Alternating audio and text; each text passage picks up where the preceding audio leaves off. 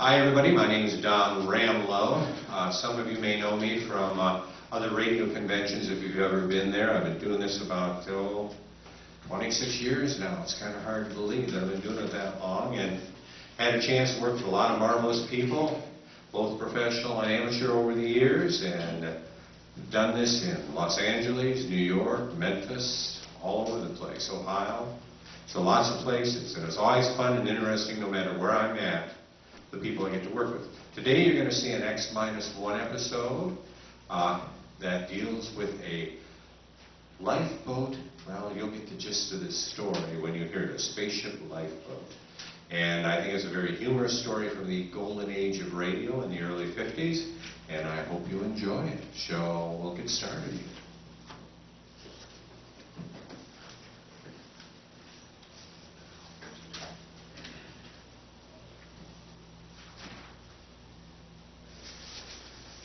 We all set, folks? Keyboard on, E's on C. Countdown for blast off. X-5, 4, 3, 2, X-1. Fire!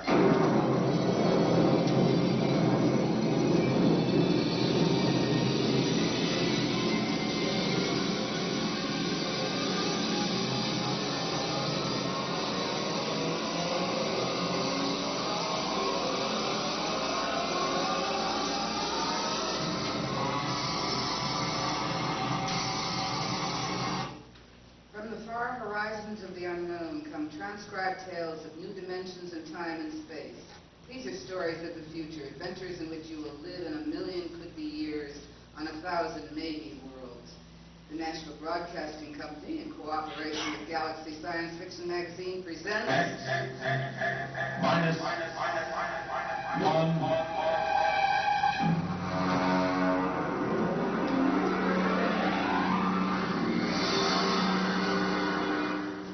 Tonight, The Lifeboat Mutiny by Robert Sheckley.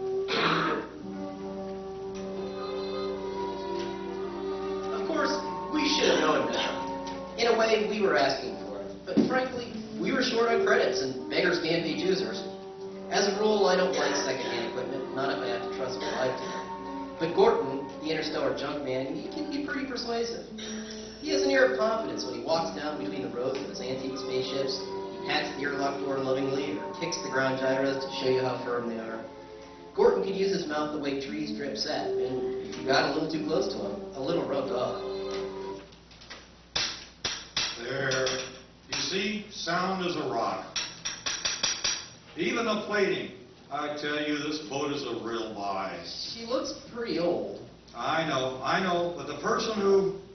Now, don't give me that story about it belonging to a little old lady who used to take it to church on Sunday. Now, boys, I'm not trying to unload something on you.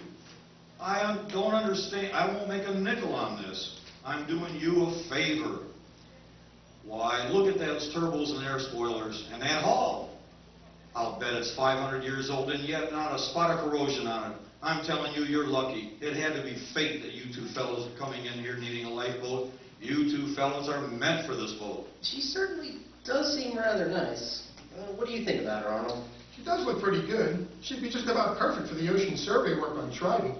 But you know, Gordon... Why, they don't build them like this anymore. Look at the propulsion room. You could get the whole crew on the ship in there without even using the cabin quarters. She does look good, but some of these old machines... Well, you know, I just want to make absolutely sure she's safe. Safe? Safe? Come on, he asked me, is he safe? Is she? Step inside. Go ahead. Look inside. All right. Push that button located on the right side of the instrument panel. This one? Yes. I am Lifeboat 324A. Hey, the darn thing talks. Yeah, it speaks English, too. It's equipped with a universal translator. It's completely automated. I see. Yeah, they don't make them like this anymore. Go ahead. Push the button again. I am Lifeboat 324A. My primary purpose is to preserve those who may need some help, providing good food and warmth. At present, I am only partially activated. Could anything be safer? Why, this is a no-nonsense junk piece of metal.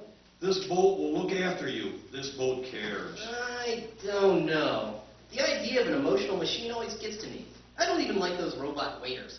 They slobber over you every time you go into a restaurant and keep bothering you with their cute, annoying remarks and service. You're just being reactionary. We'll take it. You won't be sorry, boys. You just built yourself a lifeboat.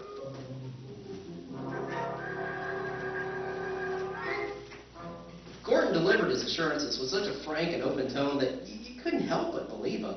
It wasn't that he was dishonest, far from it. All the parts that he collected from everywhere in the universe would work, but ancient machines often have their own idea about how a job should be done. They tend to become peevish when forced into another routine.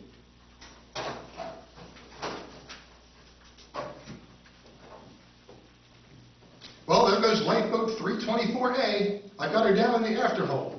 She's in perfect condition. She'll be perfect for those excursions on Trident. I hope so. The last item used I bought from Gordon was an electric razor, only it turned out it came from the planet Deborah 3, where the people are slightly reptilian. They use the electric razor to help them shed their skin during the summer months. Do you recall, I was in the hospital for 3 months. And as for the skin grafts, well, my wife still can't tell my ears from my kneecaps. The job we were on surveyed the planet Trident for a real estate speculator who bought it for a housing subdivision. Trident was about the size of Mars, but with a far better climate. There was no indigenous population, no poisonous plants, no germ-blowing diseases. As a matter of fact, apart from one small island and one small polar ice cap, the entire planet was covered with water. There was no real shortage of land, since you could wade across many of Trident's larger lakes. Our firm had been hired to survey and design little mountain ranges because the real estate council frowned on selling building lots under 4 feet of water. We landed on Trident and launched our new lifeboat. Okay, I've got the sandwiches in the water. Ready to cast off? Aye, aye, sir. All mooring lines are on board. All right, let's crank this boat up and get going. Oh, and push the button. Aye, aye. I am Lifeboat 324A. My primary purpose is to preserve those within me from peril and to maintain them in good health. At present, I am only partially activated. For full activity, press button 2. There it is, right next to the first one. Well, something's going on back there. It sounds like the motors are warming up. Hey, that sounds like a short circuit somewhere. I know. Did you notice there's no steering control in this boat? Wait a minute. There's got to be some kind of pulley or control. Well, look, all there are those 2 buttons. Well, maybe she flies telepathically. Let's try it. Lifeboat 324A, go ahead full. There she goes. That's it. Lifeboat 324A. Go starboard a little. Hey, wait a minute. I still don't like the sound of that. There has to be a short somewhere. You're right. I'll go down and look for it with the circuit tester. Don't louse anything up. I like a boat that works this way. It gives me a sense of power. Hey, 324A, full speed ahead.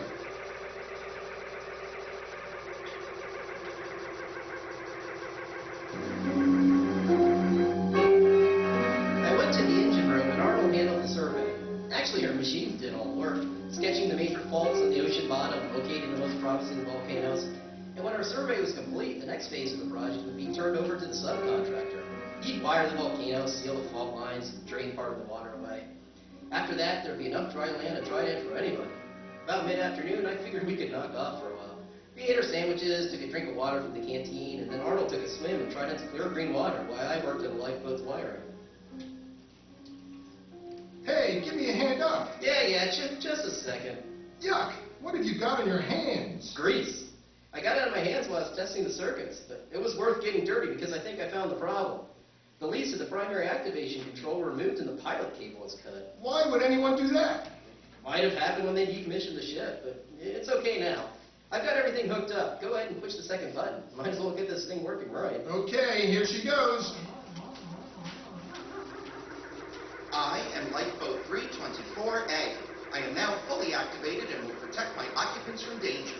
Have faith in me, friends. My actual response tapes, both psychological and physical, have been prepared by the best scientific minds in all drones. Well, that's more like it. Gives you a feeling of confidence, doesn't it? I suppose so.